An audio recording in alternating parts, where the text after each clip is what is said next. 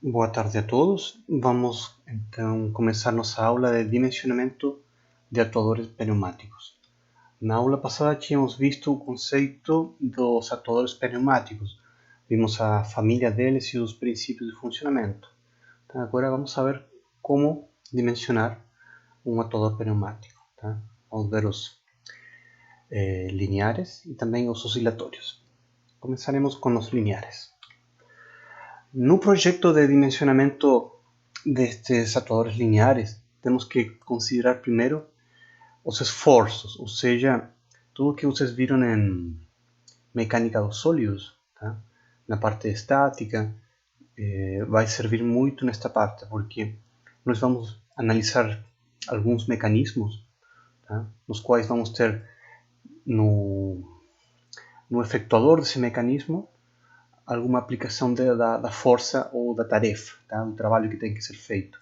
E vamos ter que calcular em função disso a força de avanço ou recuo que tem que fazer o atuador. Tá? Então vamos ter que investigar direitinho essas forças dentro de todas as partes dos mecanismos e chegar então à parte da força aplicada no atuador. Tá? Essa força é a que vamos ter que utilizar para o dimensionamento. Também é importante o tipo de serviço. Tá? Aqui está o tipo de serviço ao qual é submetido o nosso atuador.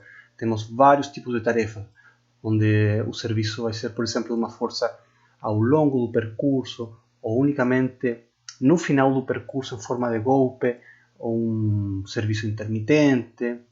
Dependendo da indústria onde vocês estejam, vão ver, por exemplo, outros tipos de serviço que tem a ver com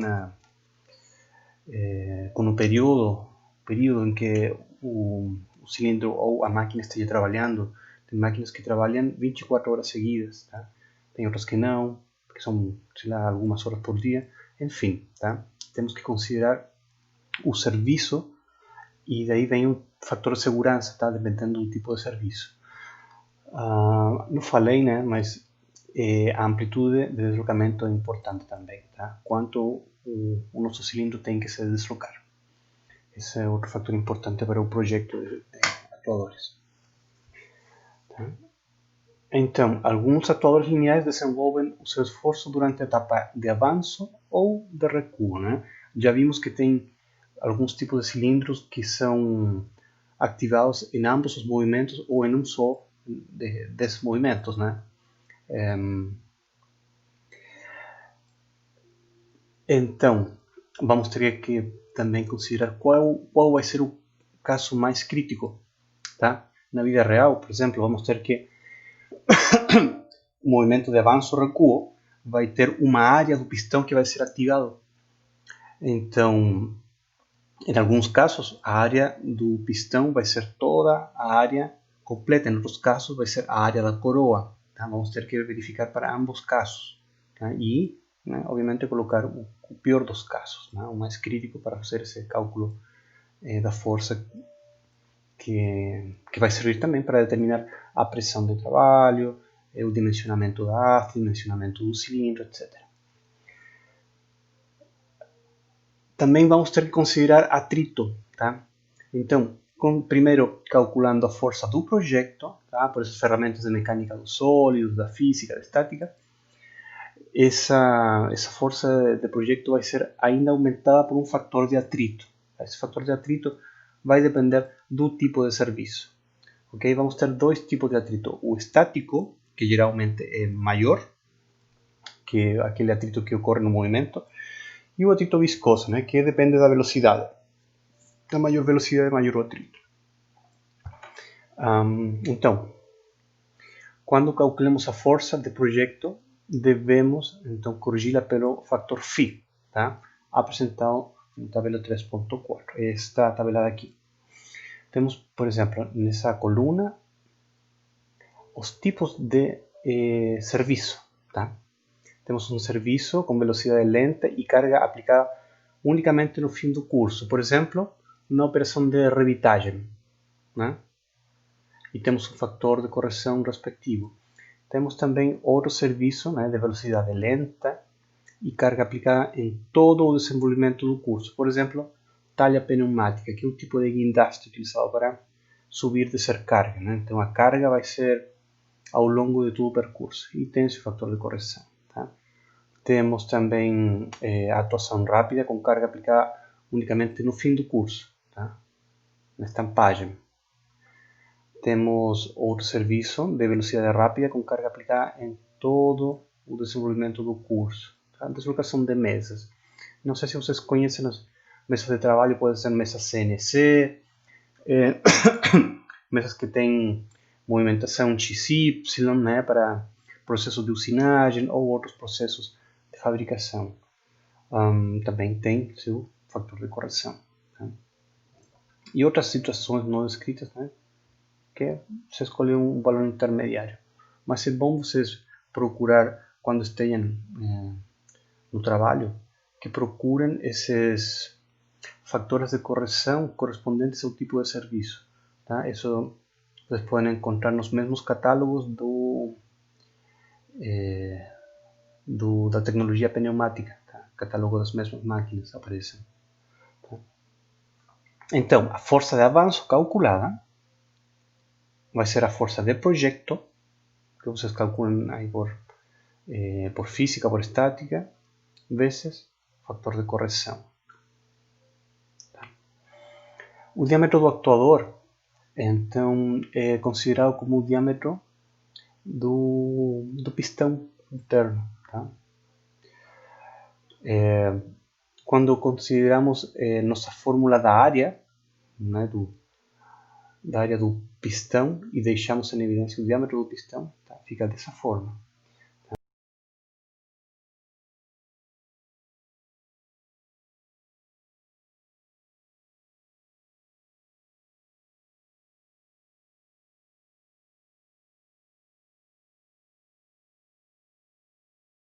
Pressão dividido por área. Então vamos considerar que a pressão de trabalho é de 6 bar, né? Ou pode ser 9, dependendo do lugar onde vocês estejam. Já sabem as faixas de pressão que trabalhamos. Tá? E consideramos então a força. Né? Força dividido por área, então nos vai dar a pressão. Daí deixamos em evidência a área e da área deixamos em evidência nosso diâmetro. Tá? Consideramos também que aqui estou colocando o exemplo quando temos a área do pistão, tá? Mas você tem que considerar também o caso da área da coroa, tá? Consideram os dois casos. Bom, aqui está o que eu falei, né? A pressão do trabalho vai ser a força de avanço dividido pela área do pistão ou a área ativa. Tá? Nesse caso vamos considerar um movimento de avanço, né? Um movimento de avanço onde a pressão está em contato com toda a área do pistão, não com a área da coroa. Tá? É só para fins didáticos simplificar o nosso raciocínio. Tá? Daqui vamos isolar a variável da área do pistão. Tá? Deixamos no denominador a pressão de trabalho e substituímos na nossa fórmula do diâmetro do pistão, tá? Em função da área. Tá? Então ficaria desta forma, né? Diâmetro do pistão, 2 vezes a força de avanço dividido por π vezes a pressão de trabalho, onde a força de avanço vai ser nossa força de projeto com o fator de correção. Tá? Substituindo então também a força de avanço, a equação ficaria, a equação para determinar o diâmetro do pistão fica dessa forma. Tá? Podemos utilizar diretamente então essa fórmula aqui para determinar o diâmetro do pistão. Com essa primeira fórmula, ou com esse primeiro valor de diâmetro do pistão, podemos ir às tabelas, tá? As tabelas que vimos na aula passada, onde apareciam diâmetros comerciais de cilindros pneumáticos, tá? E apareciam também diâmetros da haste, né? Apareciam uma tabela que era da Parker e outra da Festo, tá? Podemos utilizar as duas, mas é mais interessante a da Parker porque já traz o diâmetro do pistão, perdão, da haste, além do diâmetro do pistão, e isso nos vai servir também para verificar, né, se a haste vai falhar ou não. Para verificar o diâmetro da haste, utilizamos o critério de Euler ou de Euler. Tá? Este critério verifica se ocorre ou não a flambagem. Tá? Essa flambagem é um tipo de falha similar a uma flexão que ocorre por cargas axiais e depende do tipo de carga, da alternância da carga, depende também do comprimento da haste, ou seja, enquanto maior nosso comprimento da haste, mais vulnerável fica a flambagem. Tá? Hastes curtas não falham, tá? Hastes maiores a meio metro já estão em perigo de sofrer a flambagem. Também o tipo de montagem do nosso cilindro, por exemplo, nosso cilindro pode ser fixo em ambos os extremos, ou pode ser articulado, ou um extremo fixo, articulado, etc. Tá? Temos várias combinações de montagem que podem ser submetidos aos nossos cilindros e alguns são mais perigosos do que outros. Tá? Então temos que analisar caso a caso para poder fazer a análise de critério de Euler. Então vamos ver agora este passo a passo da análise de critério de Euler ou de Euler para avaliar a flambagem, né? Se ocorre ou não. Bom, e se ocorre, temos que aumentar o diâmetro da haste. Aqui temos uma parte de um catálogo de cilindros pneumáticos onde é disponibilizado o diâmetro do pistão e da haste, tá? Em polegadas. Aqui vemos que para diâmetros de pistão maiores a 2 polegadas, o fabricante fornece duas hastes, ou melhor dito, dois diâmetros de hastes, né? Um maior e outro menor. Tá? Isso nos dá mais flexibilidade na hora da nossa escolha. Muito bem, o critério de Euler, ou de Euler, analisa então a relação entre o comprimento da haste e o tipo de fixação e fornece um coeficiente lambda, tá? Que se chama comprimento livre de flambagem, lambda, tá? Ou também comprimento crítico, dependendo da literatura. Então, esse lambda significa qual seria o comprimento onde não ocorreria essa, ou que está justo no limite da ocorrência da flambagem. Tá? Também, em função do tipo de montagem e em função do coeficiente lambda, vamos encontrar um número K, tá? Que é chamada de carga crítica ou carga de flambagem. Né? Aqui, este autor coloca ele como carga de flambagem e justamente a carga na qual nossa haste falha. Tá? Temos aqui na tabela A10 os tipos de montagem que pode ser submetido ao nosso cilindro. No caso 1, temos que nosso cilindro tem uma extremidade livre e a outra fixa. Né? Ou seja, na extremidade onde é submetida a carga, a força F é livre. Tá?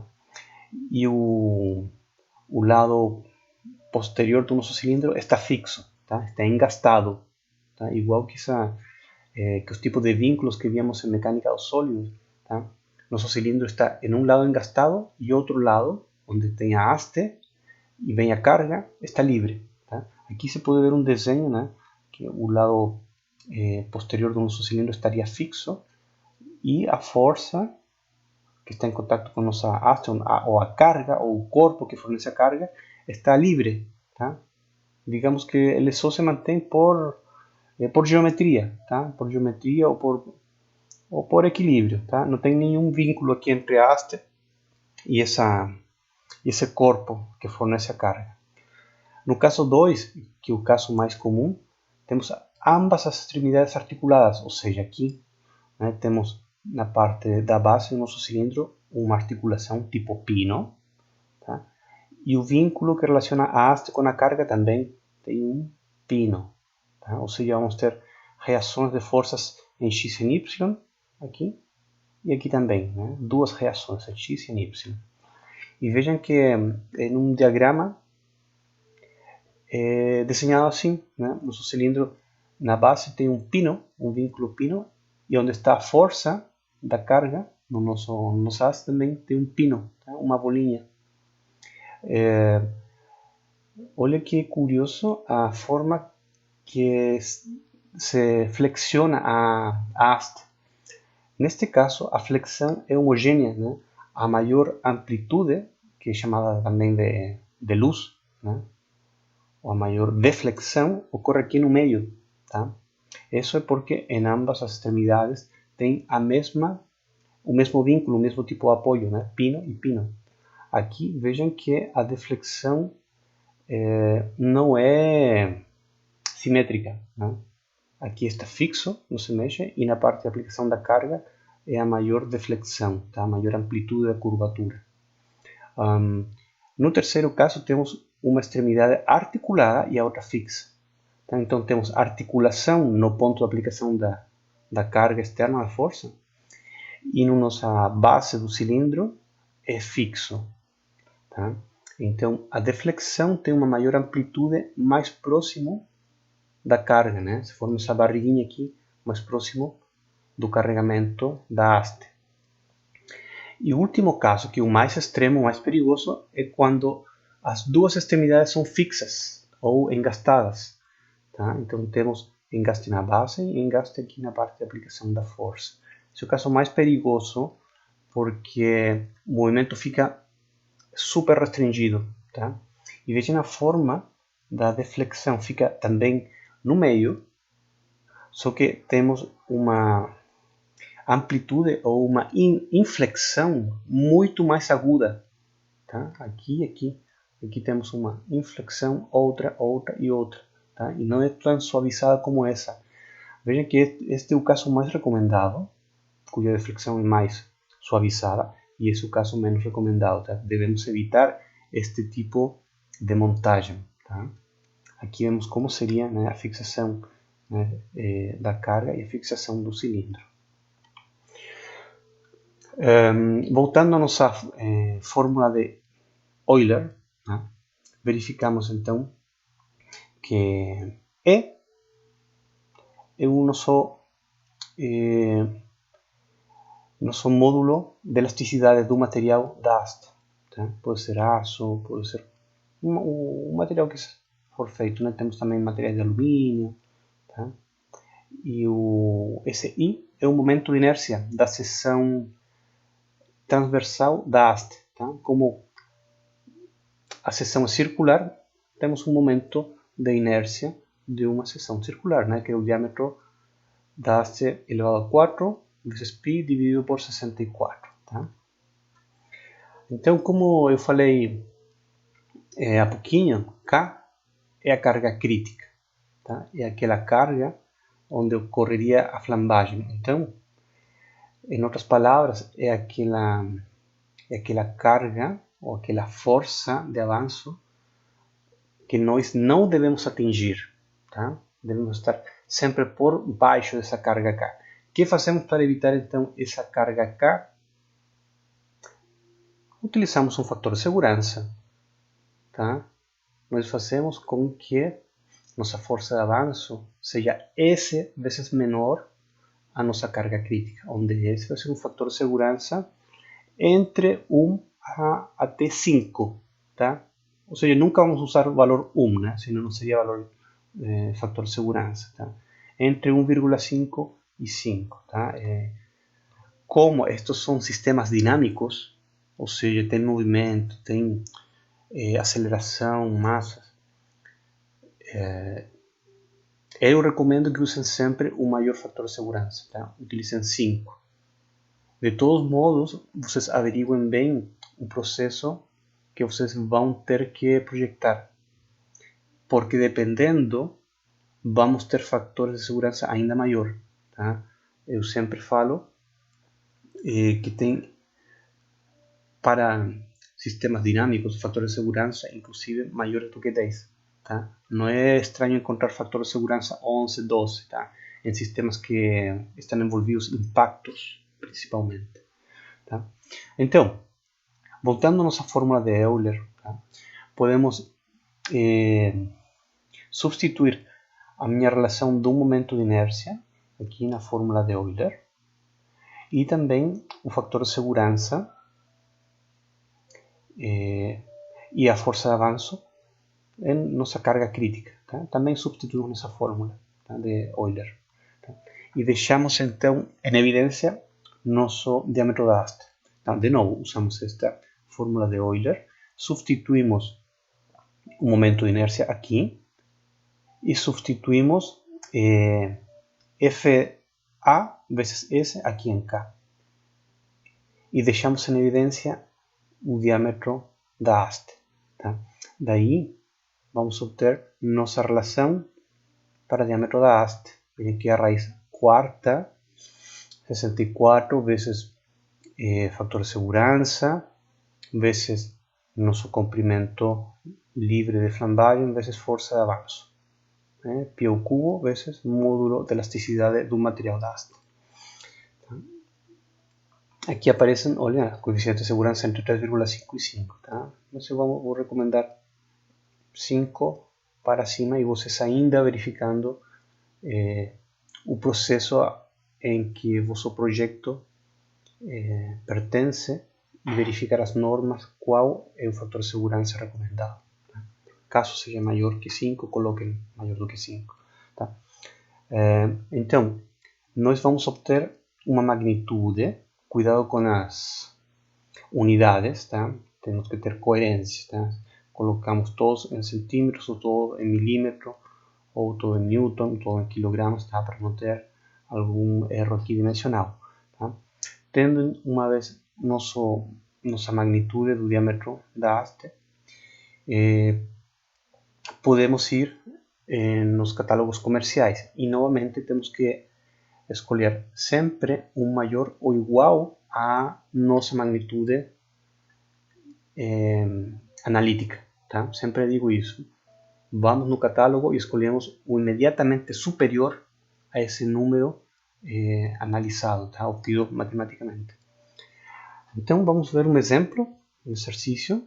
Tá? Aqui temos uma figura aqui com um acionamento pneumático que vai movimentar uma mesa. Tá? Uma mesa que ela se movimenta com guias, tá? Com guias lubrificadas.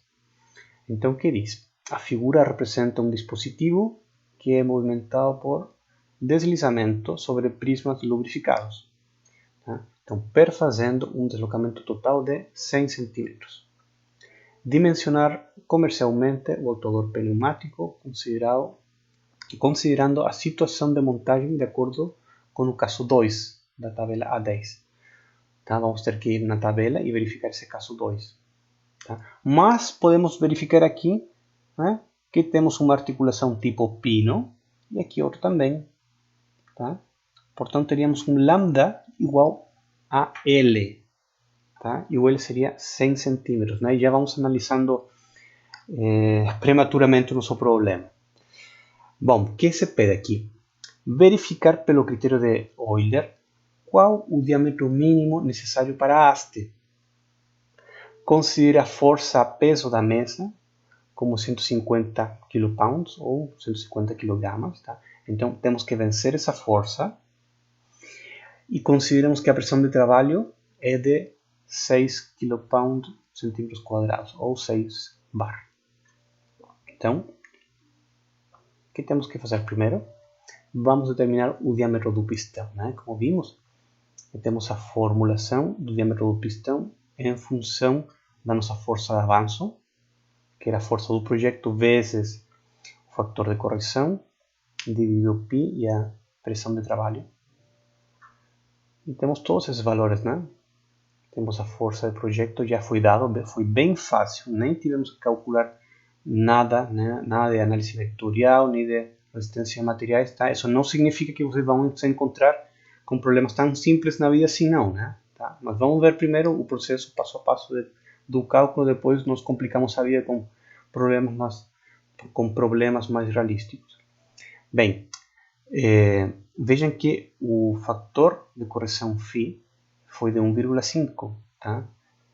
Vamos ir na tabela desses fatores de correção para verificar que este 1,5 pertence a trabalhos relacionados a movimentos com mesas. Tá? A pressão de trabalho já foi dito, né? 6 bar. E os da um diâmetro do pistão de 69 milímetros. Bom, vamos voltar então à tabela dos fatores de correção. Aqui, tá? Deslocamento de mesas, tá? Onde se aplica a carga em todo o percurso, né? Por isso eu dizia que a carga como era aplicada no percurso, né? Era aplicada, uma palavra assim, né? Então 1,5. Faço como é a palavra?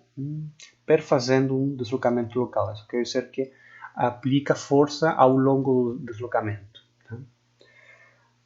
Então, o φ é 1,5, obtemos um diâmetro do pistão de 69 milímetros e vamos então às tabelas 9 e 10 que vimos na aula passada. Temos que o diâmetro comercial do atuador mais próximo é de 80 milímetros, tá? Com diâmetro da haste 25. Tá? Vamos anotar esse diâmetro da haste. Vamos fazer o cálculo pelo critério de Euler e comparar. Se for menor do que isso, ótimo, selecionamos isso. Se for maior, quer dizer que 25 não aguenta. Vamos ter que procurar um diâmetro maior e um diâmetro da haste maior, tá? E refazemos o cálculo. Mas vejamos então na tabela 9, tá? Se não me engano era da Parker, e verifiquemos como fica o diâmetro comercial para um diâmetro calculado de 69 milímetros. Tá?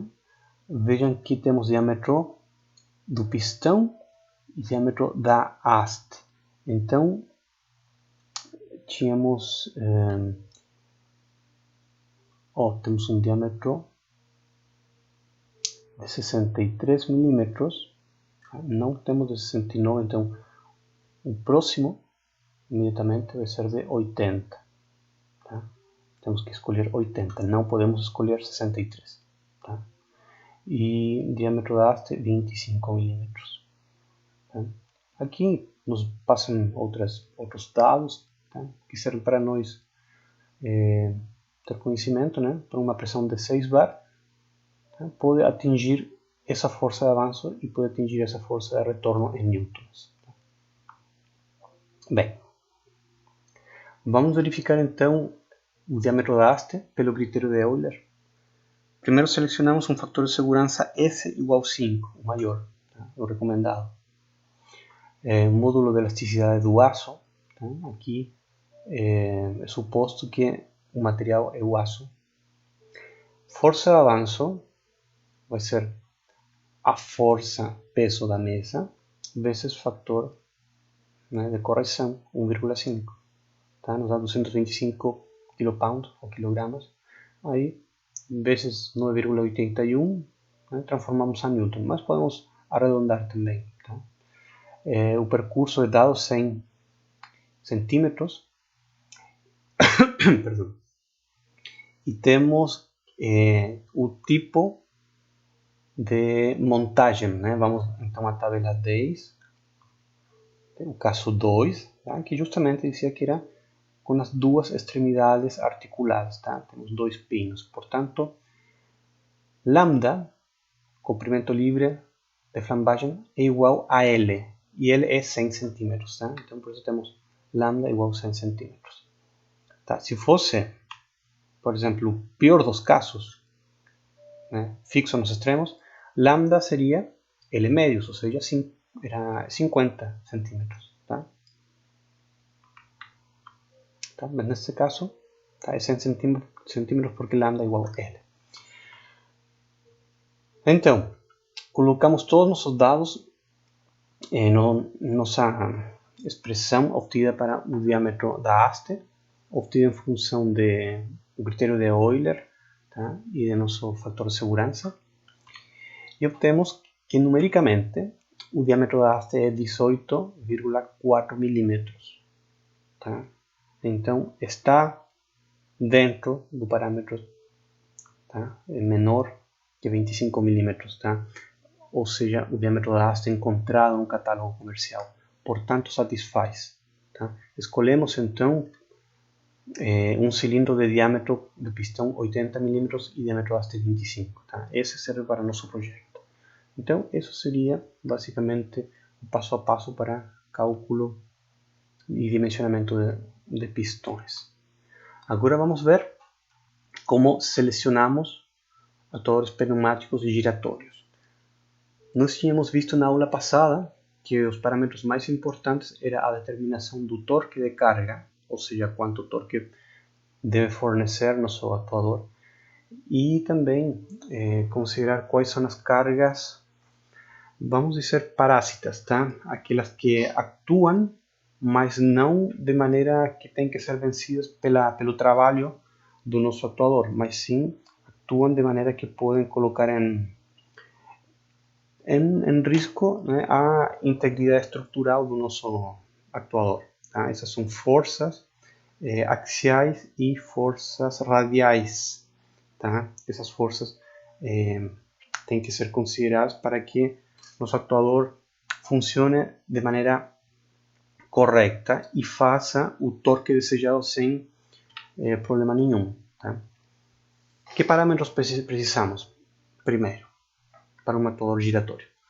Então, amplitude de giro, o torque, o momento de torção, e como falei, essas cargas parasitas, né? Essas cargas que são axiais e radiais que não representam um trabalho ativo, mas podem atrapalhar o desempenho da aplicação da torção. Né? São cargas que têm a ver, às vezes, com o tipo de montagem, em como é posicionado o nosso atuador, tá? E também a natureza da carga, tá? Que tem que vencer. Às vezes a montagem leva implícito que essas cargas axiais e radiais estão envolvidas no movimento. Então, tínhamos visto que temos o torque aqui, são os dados de entrada, o torque que fornece nosso atuador giratório, e as cargas axiais e radiais admitidas, né? E tem a ver também com a integridade estrutural do nosso acionamento. Tá? Vejamos então quais são essas cargas. Tá? Só para relembrar, vocês já devem saber, né? Passaram por mecânica dos sólidos, então vou passar bem rapidinho. Né? Aqui se define o momento torsor, o torque, como uma força, né, que está sendo aplicada no eixo atuador ou no efetuador a uma distância d aqui do centroide. Né? Então F vezes d, um braço de alavanca, vai provocar uma torção. Tá? Então essa torção tem que ser vencida pelo atuador. Agora uma carga radial, né, é aplicada de forma perpendicular ao eixo principal, ao eixo longitudinal, tá, do nosso eixo atuador. E uma força axial atua de forma paralela ao eixo longitudinal. Um exercício. Temos então um dispositivo que executa 3 tarefas ao mesmo tempo mediante um único atuador linear. Tá? Esse atuador linear está na posição de repouso aqui na figura A. E na figura B, né, esse atuador se expande, tá? Avança no haste. Se desloca angularmente 30 graus, tá? Desde o repouso. Então, quando ele se desloca, vejam que esse sistema de biela-manivela, que são 3, 1, 2, 3, ele faz com que empurrem uma força de 200 N, né? Empurra esse primeiro para cima, outro lateralmente e esse empurra para baixo. Tá? Aqui, na parte da carga que não se mostra, tem que ter um sistema de guias lineares, tá? Para que essa força seja realmente vertical para cima e horizontal, e isso também vertical para baixo. Tá? Temos também a distância entre o centro dessa roda e a nossa articulação do mecanismo biela-manivela, né, que é 20 centímetros. Também temos uma distância aqui de 30 centímetros entre o centro da roda e o ponto de articulação da haste. E nós temos que calcular um sistema equivalente, tá? Um sistema equivalente por atuadores oscilatórios ou atuadores giratórios. Tá? Então, primeiro teremos que determinar um momento torsor aqui, que tem que fazer essa roda, para colocar nosso atuador aqui no meio, tá? E poupar espaço com tirar esse atuador linear, tá? Colocar um único atuador giratório aqui no meio. Mas temos que calcular, então, a tarefa em função dos momentos, das forças que tem que realizar. Então, consideremos um pedacinho dessa roda, tá? E um mecanismo biela-manivela. Tá? Temos o centro da roda, até a articulação da biela-manivela eram 20 centímetros. Tá? E nessa articulação, até onde está aplicando a carga de 200 Newton, tá? Aqui escolhemos aquela horizontal, estará a 45 graus, tá? Em relação à projeção do eixo da biela, quando o nosso cilindro esteja totalmente distendido, tá? Então, não na posição de repouso. Essa posição seria mais crítica, tá? Porque essa força, né, teria maior projeção aqui no cosseno de 45, e essa força seria perpendicular ao meu braço de alavanca, né, no sistema biela-manivela. Tá? Então, é assim mesmo que nós vamos calcular o momento torsor. Essa força, essa projeção da força perpendicular a este braço de alavanca vai provocar então um momento torsor. E isso vezes 3, porque são 3 tarefas, né? 200 Newton lineares que tem que ser aplicado em um movimento de giro. Tá? Então, calculamos qual é esse momento, né? São 200 Newton, cosseno de 45, né? Essa projeção aqui, que é perpendicular ao meu braço de alavanca, vezes o braço de alavanca de 20, e vezes 3, né? Porque tem um em cima, um lateral e um na parte inferior, né? Que devem ser vencidos. Então, esse seria o momento torsor do eixo. Tá?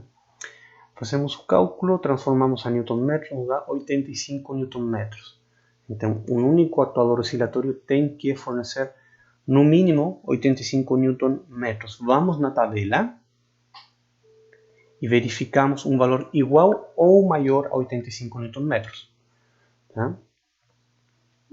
Vemos que temos 9 Newton-metros, 19, 37, 75 é o mais próximo, mas ainda é menor. Tá? Precisamos um maior do que 85. Tá? Então, damos um grande pulo, né? Quase o dobro, né, de 85. Mas temos que escolher esse. Não podemos escolher 75, ainda que esteja mais próximo. Temos que escolher imediatamente o maior. Tá? Então, 150. Vejamos que o modelo, então, esse daqui, temos que pedir por esse nome. Tem um diâmetro do atuador de 100 milímetros. Ele aguenta uma carga axial e radial, né, como mostrado aqui. Tá? E pronto. Tá? Seria essa uma metodologia passo a passo para você poder dimensionar o seu atuador giratório. Agora, vamos ver uma questão interessante. Como tínhamos visto no capítulo inicial, na parte inicial deste capítulo, melhor dito, para o dimensionamento da rede de fornecimento de ar pressurizado, temos que considerar todos os equipamentos pneumáticos funcionando de forma simultânea. E para calcular então a vazão de ar de um cilindro, podemos seguir esta receita que vou passar aqui, esta formulação. Tá?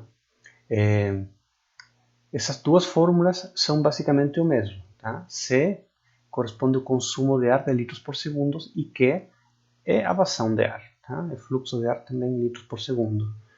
AP corresponde à área do pistão, L o percurso, NC é o número de ciclos por segundo. Aqui se utiliza T, que é o inverso. Tá? T é o tempo que ocupa um ciclo. Tá? E o demais é totalmente similar. PT é a pressão de trabalho, né? PT é a pressão de trabalho, e temos aqui um fator de conversão de unidades. Tá? Veja que cada uma das variáveis deve ser colocada em unidades, nessas unidades que aparecem aqui. Tá? Por exemplo, se queremos calcular o consumo do dispositivo mostrado na figura, tá?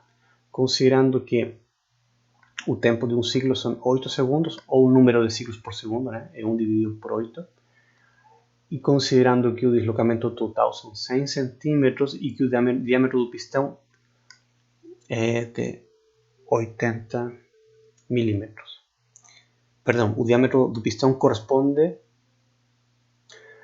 a uma área de 80 milímetros. Um segundo.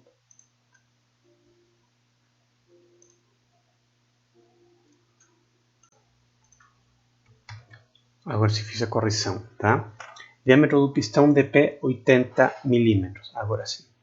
Então, utilizando a primeira fórmula de C, agora sim calculamos a área do pistão em função do diâmetro do pistão, né? O percurso da nossa haste. Isto vai ser o número de ciclos por segundo, pressão de trabalho e dividido pelo número de conversão de unidades, tá? 4,35 litros por segundo. Podemos fazer também por a equação da vazão, que faltou um igual. Vou corrigir já. Aqui. Pronto, corrigi, né? Agora se fica Q igual à expressão. Tá? Calculando pela outra expressão, o único que difere é o T do L e vai dar o mesmo. Beleza, pessoal? Espero que tenham gostado da aula, entendido todos os detalhes. Nos vemos na nossa aula síncrona, tá? Para sanar as dúvidas que vocês tiverem. Forte abraço e bons estudos!